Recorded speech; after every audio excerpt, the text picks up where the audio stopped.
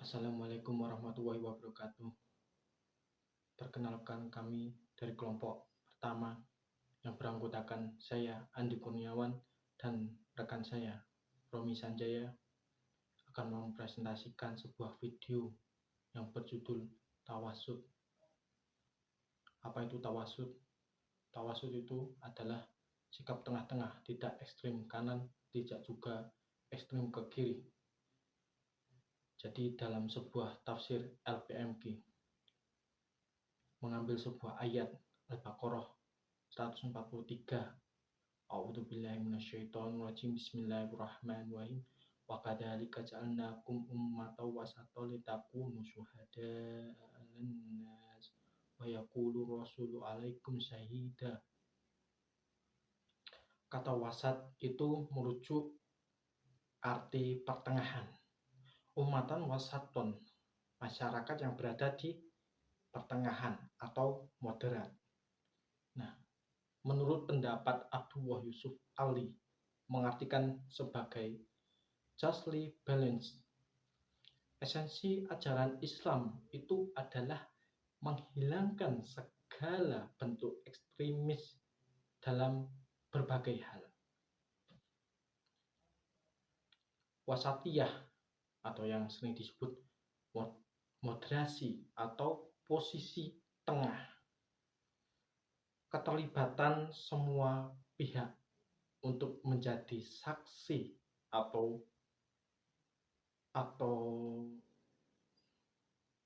berlaku adil jika mereka tertutup atau menutup diri dari lingkungan dan pertimbangan global.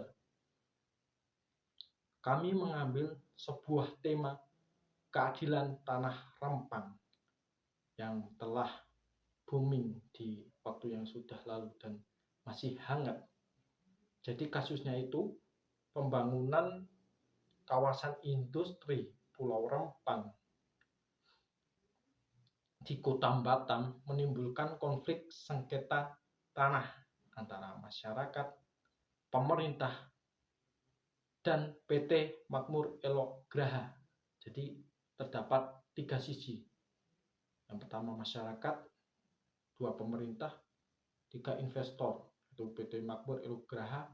Program pembangunan yang bertujuan untuk meningkatkan daya sarana Indonesia terhadap Singapura tersebut berujung konflik akibat ketidakpastian hukum atas tanah. Jadi dianggap kurang adil bagi masyarakat. Masyarakat itu menganggap tanah tersebut merupakan warisan leluhur yang telah ada sebelum kemerdekaan. Sedangkan di sisi lain yang telah ada di sisi lain adanya HGU, hak guna usaha, yang diberikan pada sebuah perusahaan, membuat tanah tersebut dianggap tidak lagi milik masyarakat.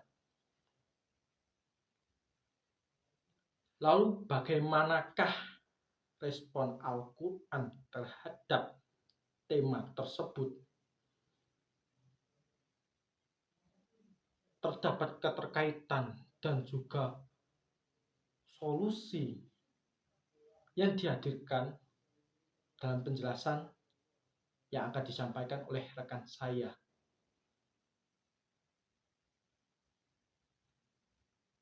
Dipersilahkan. Baiklah, untuk selanjutnya bagaimana respon Al-Quran terhadap kasus tersebut. Saya mengambil ibarah dari tafsir tematik moderasi beragama Kementerian Agama Republik Indonesia tahun 2022. Yang pertama, poin pertama, yaitu mewujudkan kedamaian dan anti kekerasan. Islam mencintai kedamaian dan membenci kekerasan. Hal ini tercantum dalam surah Al-Anfal ayat 61.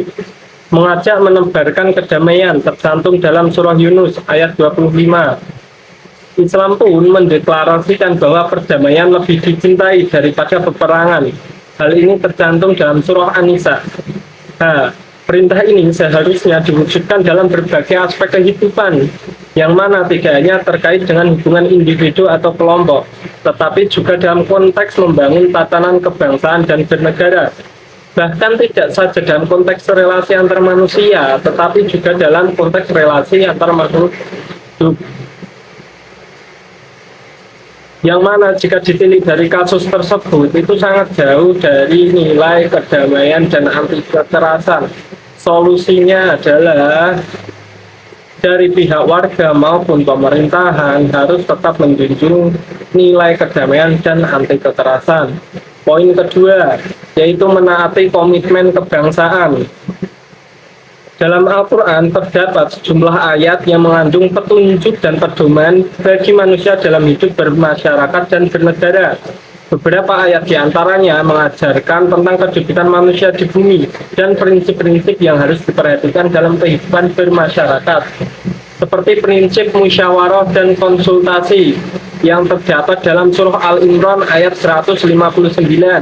Yang kedua, ketaatan kepada pemimpin, ayat An-Nisa, surah An-Nisa ayat 59.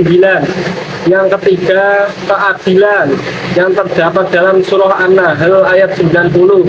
Yang keempat, persamaan yang terdapat dalam surah Al-Hujurat ayat 13. Yang kelima, tentang pemberian kekuasaan politik kepada seorang sebagai anugerah ilahi yang tercantum dalam surah Al-Baqarah ayat 247. Jika ditilik dari kasus tersebut, apakah sudah mencapai musyawarah atau konsultasi yang menghasilkan hasil yang win-to-win, sama-sama ridho, sama-sama rela, sama-sama sepakat? Apakah sudah ada ketaatan kepada pemimpin dari tokoh warga? Apakah sudah ada keadilan dari pemimpin untuk warga dan negara Republik Indonesia ini? Lebih fokusnya ke kasus tersebut, apakah sudah ada persamaan antara warga negara dengan tokoh pemerintahan? Setara, sama.